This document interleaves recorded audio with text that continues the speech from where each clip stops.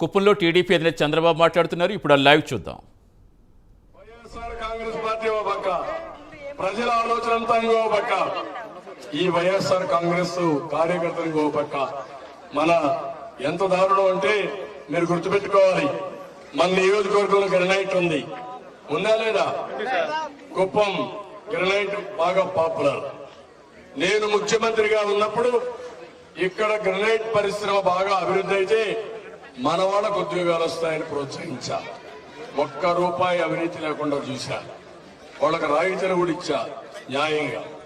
ఇప్పుడు ఈ ముఖ్యమంత్రి వచ్చిన తర్వాత గ్రనైట్ పరిశ్రమ మొత్తం ఆయన ఓన్ చేసుకుని ఇప్పుడు మొత్తంగా మొన్న చూస్తే దగ్గర 150 కోట్ల రూపాయలు పెనాల్టీ వేశారంట. ఎందుకు? లావాదేవీల కోసం. ఆ 150 కోట్లు వేసి మీరు కానీ 50 కోట్లు మాకు ఇస్తే ఈ 150 కోట్లు మాఫీ చేస్తాం, లేకపోతే మెడ మీద కత్తుంది, ఏది కావాలో తెలుసుకోమంటున్నారు. ఈ 150 కోట్లు కడతారా, 50 కోట్లు లంచం ఇస్తారా? ఏ తమ్ముళ్ళు, ఇక్కడ గ్రెనేడ్ ఫ్యాక్టరీస్ ఉంటాయి, ఎక్కడ ఉంటారు, ఇంటా ఉంటారు, కొన్ని వందల మంది ఉన్నారు.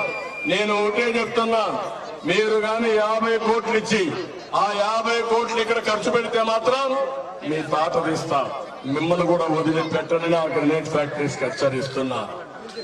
నేను ఒకటే చెప్తున్నాను, మీరు ఏం భయపడద్దండి, కోర్టుకు వెళ్ళండి, స్టే తీసుకురండి. రేపు నేను ముఖ్యమంత్రి అవుతానే మీరు ఒక పైసా ఖర్చు పెట్టకుండా మీ డబ్బులు ఎగ్జామ్ చేస్తా. అది అన్యాయం, అది చేసి తీరుతానని కూడా నేను మీకు తెలియజేస్తున్నాను. ఇలాంటివి వీళ్ళు చేసే పనులు. నీ ఆస్తుంది మెడ మీద కత్తి పెడతారు, రాసిమ్మంటారు, లేకుంటే గన్ చూపిస్తారు. అట్లా ఆస్తులు కొట్టేస్తున్నారు, 1000 కోట్ల రూపాయలు కొట్టేస్తున్నారు. ఇది చాలా జరుగుతున్నాయి. ఎక్కడ చూసినా కుప్పంలో మామూలు రౌడీ మామూలు ఎక్కువైపోయినాయి. ప్రతి ఒక్కడు ఇంటికి ఒక రౌడీగా తయారైపోయాడు. ఏమా ఏది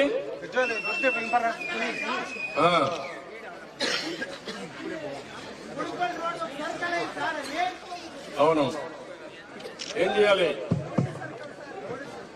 పోలీస్ సర్కిలా, రౌడీ సర్కిలా, చెప్పా, ఏం చెప్పు? రౌడీలకు సర్కిల్ అయిపోయిందా? కుప్పం 2వ సెంటర్ గుడిపల్లి, ఇక్కడ కూడా ప్రాస్పరిటీ ఉంది కాబట్టి దోచుకోవడానికి వచ్చేసారు. తమ్ముళ్ళు ఈ ఆటలన్నీ 1 సంవత్సరమే.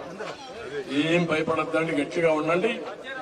నా నియోజకవర్గంలో ఇంత అవినీతి, ఇంత రౌడీజం ఉందంటే వేరే నియోజకవర్గాల్లో మీరు ఇమాజిన్ చేసుకుంటారు. ఉపాధి హామీలో అవినీతి, ఉపాధి హామీ ఎక్కడా కనపడదు, పేదవాళ్ళకు ఉపాధి లేదు, చాలా సమస్యలు ఉన్నాయి. ఎందుకు ఎదిగినా అక్కడ అవినీతి వచ్చే పరిస్థితి వచ్చింది. నేను ఒకటే మిమ్మల్ని అందరినీ కోరుతున్నా, మళ్లీ వస్తూ ఉంటా, అన్ని విషయాలు నేను మాట్లాడతా. ఇప్పుడు నేను చెప్పింది మీకు అర్థమైనా? సంఘటన పనులందరికీ అర్థమైనట్టు చేరిపై కదండి. ఊర్లో అందరికీ చెప్తారా మీరు? ఊరంతా